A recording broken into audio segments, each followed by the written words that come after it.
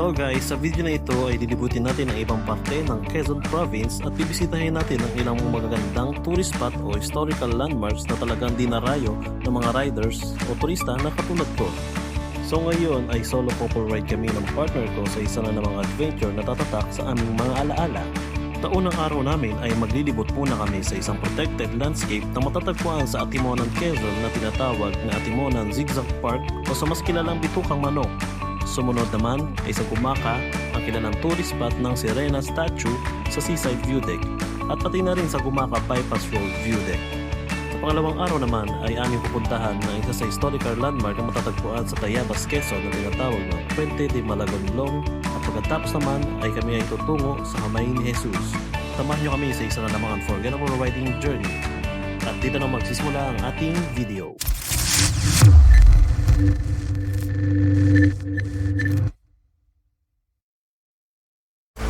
Good morning guys, another day, another ride na naman po tayo. So sa part na ito ay nasa bandang Chaong, Quezon na kami. Hindi na kami nakapag-video ng aming ride out sa mga bandang 4:40 yata yun. Medyo sobrang dilim pa kasi noon at nakalimutan ko rin mag-video. Bali from Molino 4, nag-take na kami ng ruta sa MCX, SLEX, papuntang Batangas. So nag-exit na kami sa Santo Tomas para mas mabilis ang biyahe. Okay, so time check, around 6:15 na, nandito na tayo sa boundary ng Laguna at Quezon Province. So ito na, natatanong ko ng Arco, kalayuan, A. Hello, Quezon Province. Isang pitik naman dyan, A. Medyo nakakaramdam na kami ng gutom, so maghahanap muna kami ng spot bago mag-Lucena para makapag-almusal na rin kami. 6 km na, isang oras na na. Sa zigzag road to pero kasi ito yun, dito lang, dito tayo panday. Dito tayo panday. Dito may mga kayang naman sa taas na tayo siya. So right out is 4:30. May sign of 4:30, so 6:30 malapit na sa Lucena.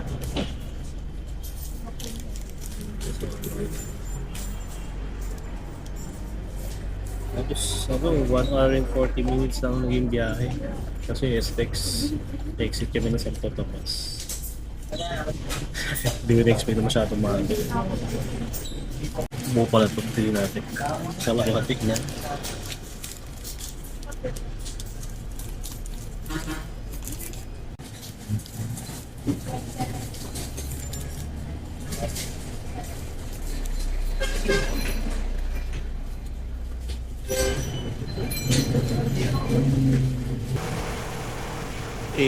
So nasa bypass road kami ngayon. Parang bagong bypass road to ngayon ko na nadaanan. Sa Riyaya, Quezon to Pero papuntang Lucena na rin to, lusot doon. Alright, so touchdown tayo ngayon sa Atimonan, Quezon, Zigzag Road. So dito na mag-uumpisa ang exciting part. So hindi na kami hinto rito since medyo busog pa naman kami. Itutuloy na namin ang biyahe hanggang sa transient house namin. Mukhang maaga kami at early check-in. Sana pa-check-in kami ng maaga. So here we are. Welcome to the Quezon Protected Landscape. Medyo na po yung pa tayo. Mabuti at maganda-ganda ang panahon ngayon. May init at tirik ang araw kasi yung last na punta namin dito is from Bicol. Ay, tag-ulan. Tuloy ba tayo? Mukhang nakakaya magpa-picture. Sige, diretso na nga nakaya. Okay, bukod sa magandang panahon, napakakunti din ng mga nabibiyahe ngayon. So talagang maliwaras ang biyahe natin ngayon at banayan. So ayan yung mga tao na nag-guide sa mga aakyat at sa bababa para makaiwas na rin sa aksidente. Maganda na rin yung ito.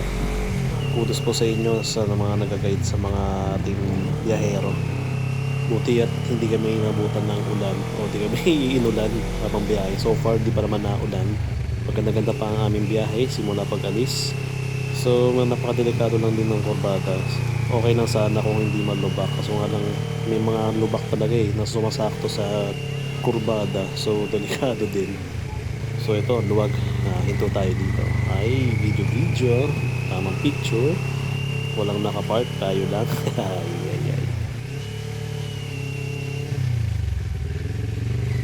Okay, dito na lang. Maganda ang pwestuhan dito.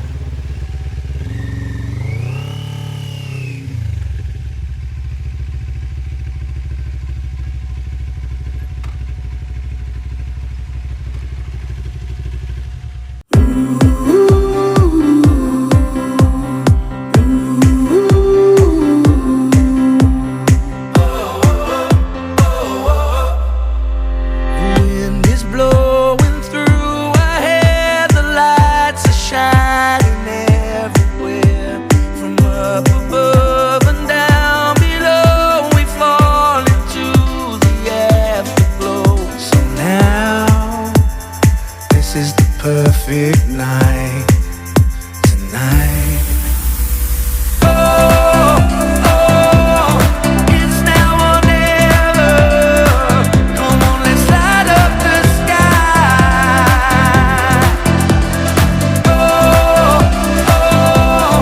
Now we're together. Okay, so we are on our way to Capitineos Inn and Resto Bar located at Plaridel. So malapit na siya sa Kumaka. Bali, tsampa ko lang ito na-book kasi kinagabihan lang ito kinabukasan yung check-in. Karamihan sa na-inquirean ko is fully booked sila. So sinuwerte tayo dito at meron silang available na room for kinabukasan lang din. Marami pa rin talagang lubak sa zigzag road. So iba yung pag-iingat na lang para sa mga riders. Grabe din lalalim ng mga sira Lalo na to, pababa. At ang ganda pa rin ng view. Ito talaga hindi matatalo sa ibang mga ng ibang view. Yung nature view talaga. Iba talaga kapag kadikasan ng magandang tanawin. Another sequel naman. Matalim na babaan. What a nice view. Solid. So bali ito pala guys ang first time ni NK na madala ko siya sa bandang south na long ride, especially dito sa Timonan, Quezon, kasi yung mga long ride namin is papuntang north palagi tulad sa Vigan, sa Sagada. So ito yung first long ride ni NK papuntang south, so medyo nabitin pa nga hindi pa natuloy sa Bicol kasi ini-estimate ko pa yung budget tsaka yung time and travel namin since weekend ride lang naman ito. So bali para magiging test ride ko lang ito kung okay pa rin madalin to kasi talagang kilalang pinakamalubak ang bandang Quezon. Yung road to Bicol mahirap talagang biyahin, hindi katulad sa bandang north, hindi ka makakaranas ng gantong halos karamihan ng mga city madadaraanan mo talagang sira yung mga kalsada, talagang napakadelikado. Sa bandang north kasi Bulacan lang naman talaga yung pinaka nakakainis daanan, then after nun smooth na yung magiging biyahe, unlike dito sa papuntang Bicol, simula pa lang sa parang Lucena o Pagbilao doon magsisimula hanggang na yan Atimonan, Plaridel, Gumaka, hanggang Naga, Ligaw, lahat talagang sira yung mga kalsada. Kailangan talaga ng mga matinding maintenance kapag pupunta ka talagang Bicol, hindi rin basta-basta. Kasi yung last na dala ko sa Bicol is yung Click 125 ko pa noon, si Glitz. Talagang ilang beses ako nadali sa napakalalim na lubak, medyo kabilis ang takbo nun. So awa naman, wala namang nasirang mga knuckle bearing doon o suspension, mags, buti na lang wala. So itong biyahe na to is parang lang, chill ride, ikot-ikot lang sa magandang puntahan at tamang familiarize lang din ng kalsada. Pwede nyo rin pala mapanood guys yung recent video namin. Last year pa yun sa Bicol ride, dalawa kami ng best friend ko noon. Ang gamit ko is Click 125 si Glitz. Then yung kasama ko naman is NT15. Ma-search nyo na lang dito sa channel ko kung gusto nyo mapanood lang naman. So ito, tapos na ang kaligayahan sa Timonan Zigzag Park at ito ay pa-exit na. Alright, so touchdown tayo sa Gumaka. Nandito na tayo sa seaside at ang ganda ng tanawin, ang ganda rin ng lubak. Aray ko. So daanan na lang natin yung Sirena rito since gusto muna namin magbawas ng gamit makapunta na sa aming transya. Pakita ko na lang sa inyo ang malungkot na Sirena. I-zoom ko na lang pag malapit na.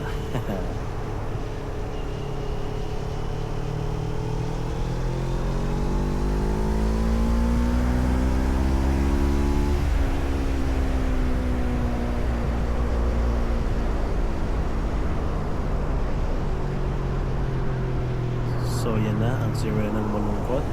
Ayan, bago nakatingin dito sa kalsada. Eh, so malapit-lapit na tayo sa transya. Mga ilang minuto na lang ito. Madaraanan na rin natin yung Plaridel.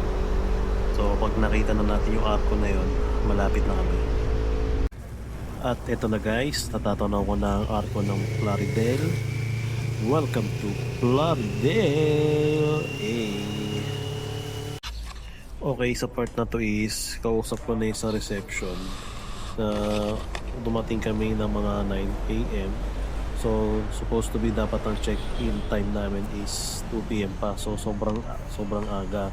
Kaya pinakiusapan ko na lang kung pwedeng iwanan yung gamit, then balik na lang kami ng mga 2 PM para bawas bigat. So ayun guys, hindi pa tayo pina-early check-in kasi nga naman talaga sobrang napakaaga namin. Kasi sa chat namin nung kinagabihan, nasabi pwede naman daw mag-early check-in. Eh putik, alas 9 kami dumating. Bali 5 oras pa ang pupunuin. Masyado nga naman talagang maaga. So kung alam ko lang na gano'ng kabilis yung biyahe, dapat sa bandang Bicol na ako nag-book eh. Kasi 5 hours is equal hanggang ano na yun eh, Legazpi, kaya nang biyahin. So ngayon, ang plano na lang namin is pumunta na lang sa Gumaca, town proper, maghahanap lang din ng pharmacy, mga kainan, tapos yung view deck din pala na nakita ko sa bagong bypass road nila. So i-stop over na kami doon para tignan yung view. Then after nun, try namin i-maximize pa yung oras kung ano pa pwede mga puntahan. Here we are at Gumaca bypass road. Bawal daw ang mga trucks dito dumaan, so wala masyadong kasabay, halos kami lang. Buti na lang at meron din bypass dito sa Gumaca since talagang sa city properties, bukod sa napaka-crowded at traffic na doon, nagpapadagdag sa hirap pa yung kalsada na sinasira nila. Okay, malapit na sa view deck.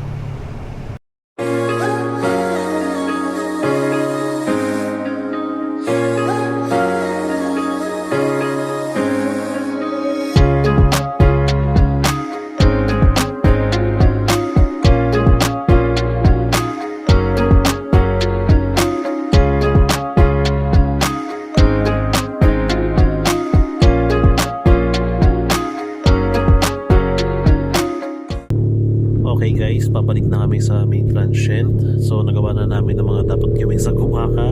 Hindi na namin na-videohan yung pagbisita namin doon since napaka-busy ng city na yon. So doon na rin kami kumain at naghanap din ng pharmacy.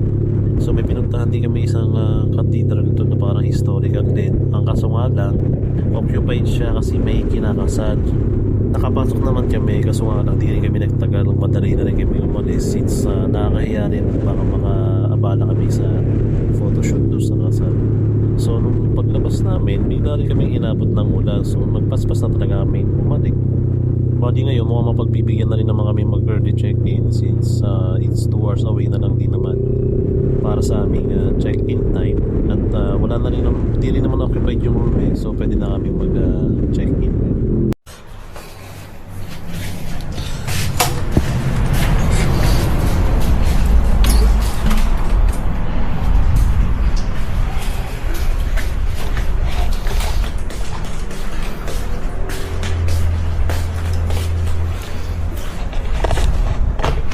Alam ko madumi. Ano malidaw din pa. May rainbow.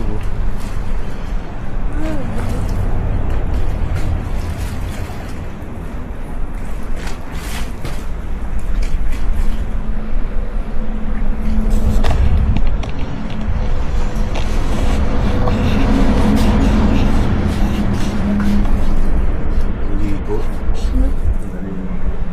Talaga nililigo isla dito. So side sa pool. Medyo madulas yung tides.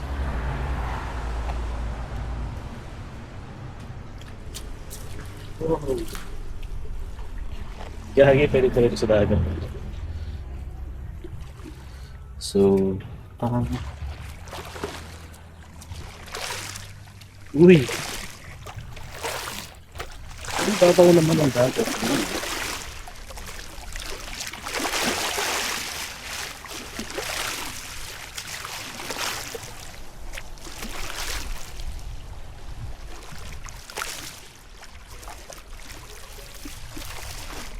So, dagat, pool, combination. Mababaw siya, tsaka ang linaw. At least, crystal clear.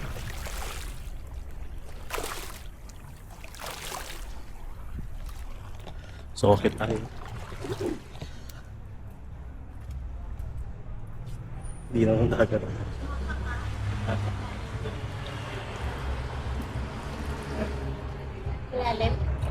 Babaw lang, hindi ko nga alam. Okay guys, so waterproof test tayo na ito. Insta 360 X5 natin. So dito kami. Swimming pool. Eh. So, sabi naman kasi up to 10 feet naman daw ang kayang ano na ito eh. So, too risky kasi limited edition to. Pero okay lang yan.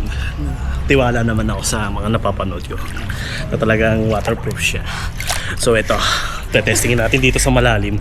Ayun o, malalim tong part na to eh. Oh. Okay. Ready? 3, 2, 1.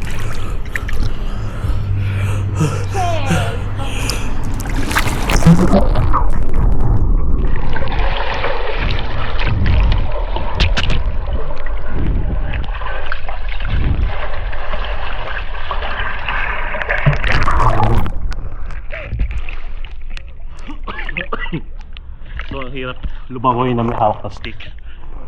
So, iksiyan natin ang konti. Iksiyan natin ang konti. So, may jelly case siya. Okay, ready? So, wala pala akong ano nito. Protector. Okay.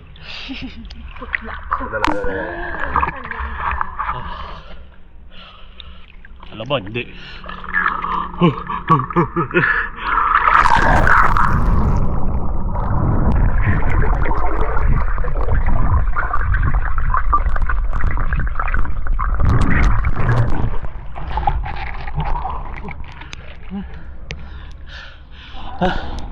Iksi ang stamina ko.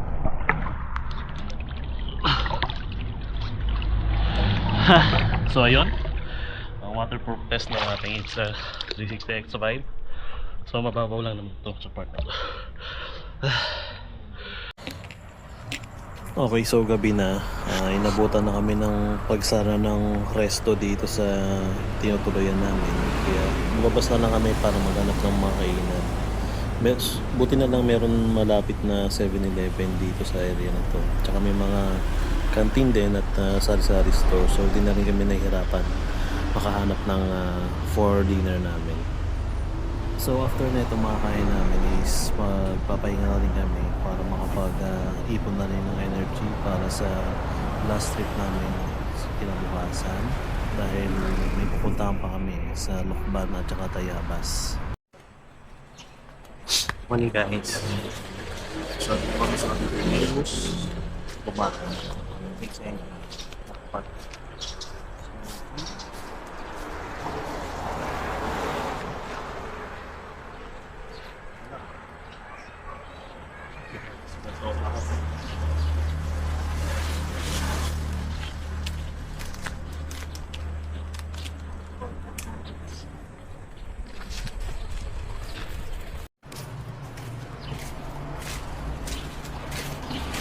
Uy, low tide na.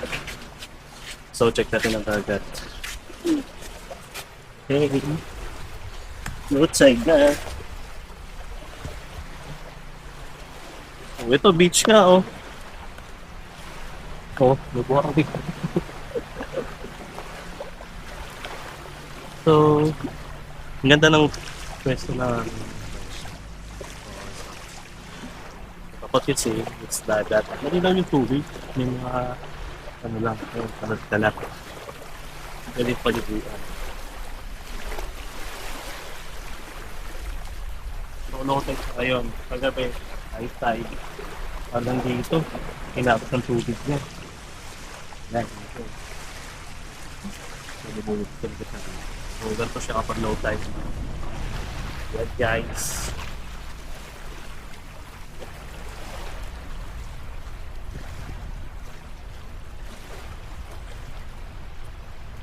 Beach nga talaga siya. Ito, ang haba ng buhag.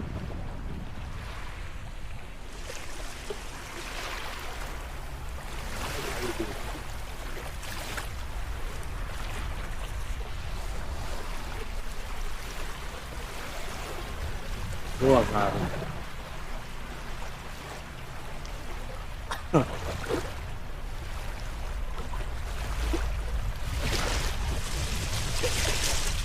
So yung side na yun guys, ay yung Alabat Island. So isa siyang isla na mahaba.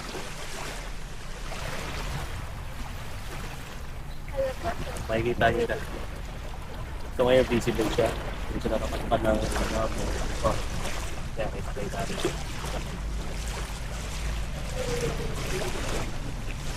So ang ito ay kami ay nasa Gumaka.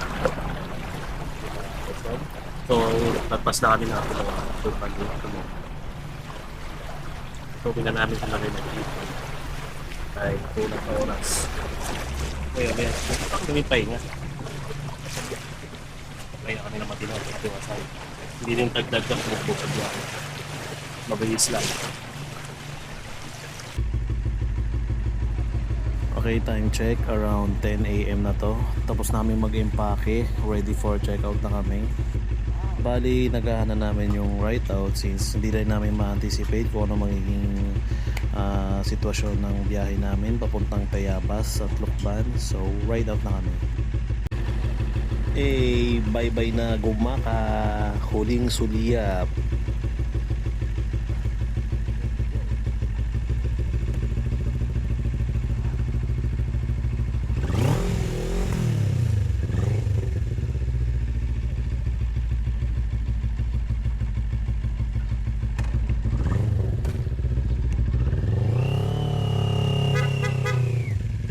Okay, so paalis na tayo ngayon sa Gumaka. Ito na ang ating transient resto bar in. So maganda na rin naman ang naging accommodation namin dito since may free breakfast sila. So nakabusog naman kami sa almusal. Pagising namin is nagbigay sila ng sleep para sa choices ng aming kakainin na ulam. So ayun, yung coffee din ay masarap. Napakaganda na rin talaga ng accommodation nila since may free access na kayo sa swimming pool. At kung gusto mo naman magdagat, meron ding pinto doon na pwede kang lumabas para makapag-sightseeing sa sunset or sa dagat kung gusto mo maligo. So highly recommended ko siya. Okay, so ang first target natin ay makapunta sa Tayabas, Quezon kung saan mo tatagpuan ng Puente de Malagonlong, ang historical landmark ng Tayabas, Quezon na isa sa pinakamalumang tulay sa Pilipinas. So bali ang estimated time of arrival natin sa Tayabas is about 1 hour away din. So babalik tayo sa Atimonan Zigzag Park. So bago mag-Plaridel, hindi na tayo dadaan doon. Mayroong bypass road na pataas papuntang Tayabas. So doon na yung ating tatahaking daan. Okay guys, so magpe-play na lang muna ako ng maiksing music clip para sa Atimonan Zigzag Park o Bituang Manok para makita nyo yung magagandang tanawin habang nagre-relax na nakikinig ng music.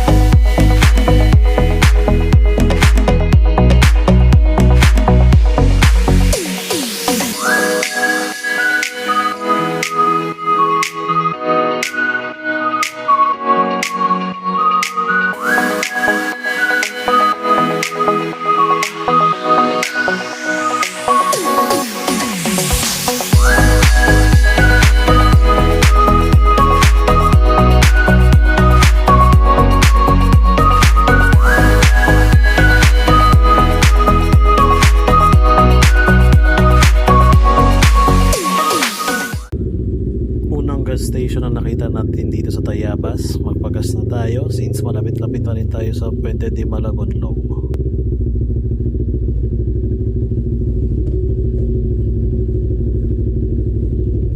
Full tank pula.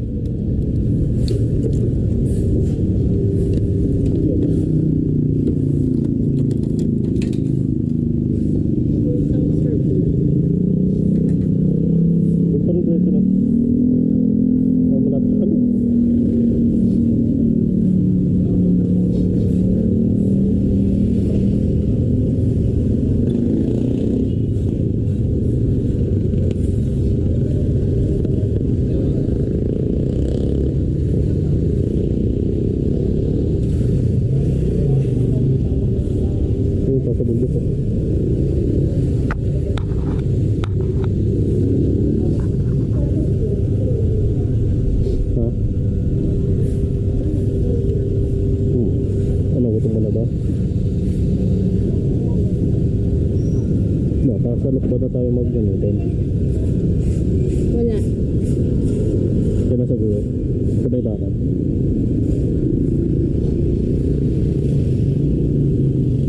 $420 mo para walang butas. Yan.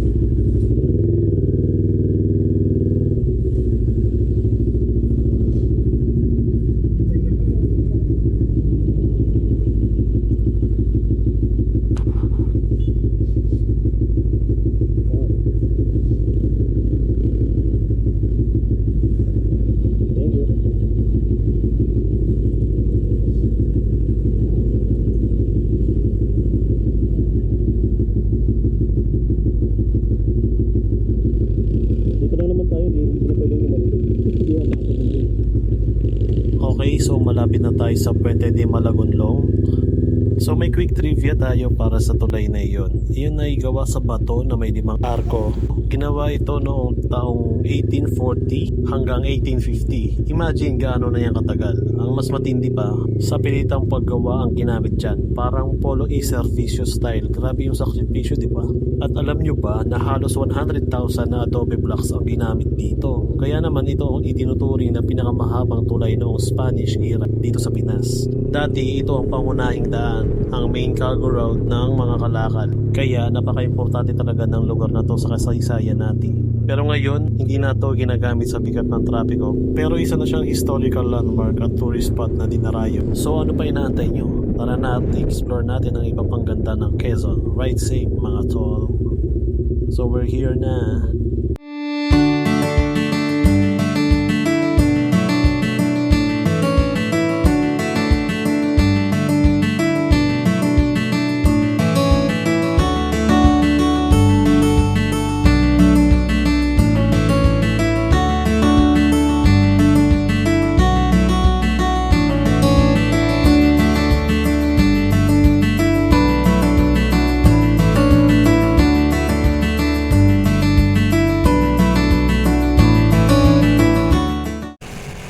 Okay guys, so di na rin kami masyado nagtagal doon. Umalis na rin kami agad after namin makapag-picture taking at mapagmasdan ng saglit ang kagandahan ng tulay. At andito na rin kami agad sa Lucban, Quezon, ang pinakamagandang arko. Malapit-lapit na rin kami sa Camarines, susundan na namin itong kalsada. Bye-bye na lang siya. Touchdown guys sa Camarines. Papasok na kami ngayon sa parking lot entrance. At ito na ang last destination ng aming ride. Bali, first time kasi ng partner ko na makapunta rito. So talagang sinadya na namin tong side trip na to para mapuntahan na rin. Para makapaglipot at makapagdasal at magpasalamat kay Lord. At dahil Sunday, expected talaga na masyadong marami ang tao ngayon.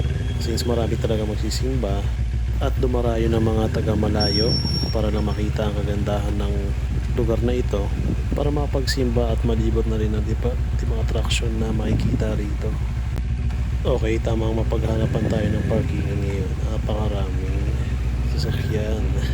Puno ang mga parking. So dito tayo pinapark ng isang attendant. Ayan. Saktong-sakto ang pwesto.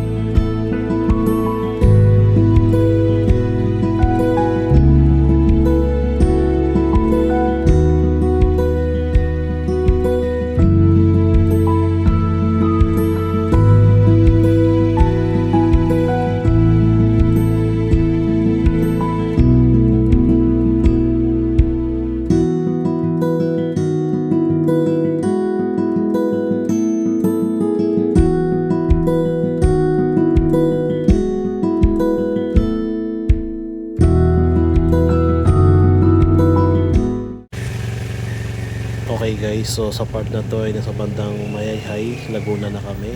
So this time is uwian time na. Tapos na ang ating gala. So hindi na namin pinuntahan yung iba pang mga attraction dito since hindi naman yun yung priority namin. At tapos na ang aming itinerary. So ngayon ay papunta na aming Laguna. So Los Baños, Calamba. Then sa Calamba na lang kami papasok ng expressway pa uwi para hindi na kami abutan ng gabi. So kung umabot kayo hanggang dito sa part ng video na ito ay ako'y nagpapasalamat sa pagsubaybay. Stay tuned guys sa mga darating naming future rides at mga pinaplano pa lang na sana ay matuloy. Maraming salamat guys sa panonood. Bali hanggang dito na lang ang video na ito. Huwag kakalimutang mag-subscribe, like, and comment sa aking YouTube channel. And this is the Motovlog signing out.